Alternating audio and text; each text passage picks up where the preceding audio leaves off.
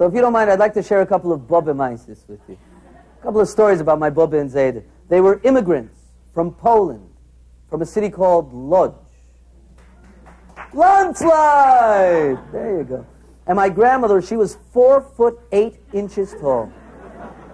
And she had her own rules of common sense and logic. For instance, here in the United States, when my mother was learning to drive a car, my grandmother, she was so fascinated. She said, "Is it very hard to drive a car?"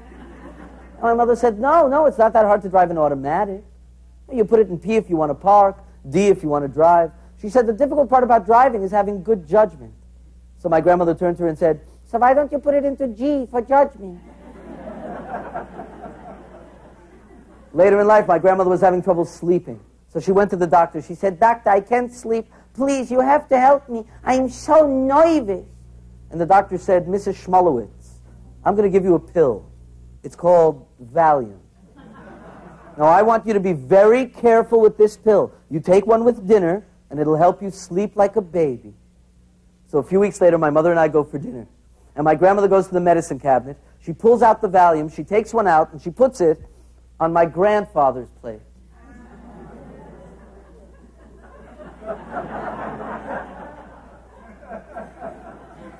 My grandfather takes the pill. He sits there like this.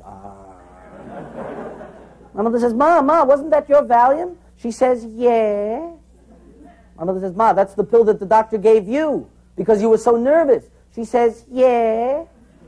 My mother says, "Ma, why are you giving it to him?"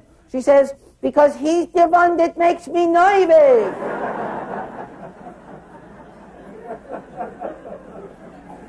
It's a true story. Absolutely true. It's the Emmys.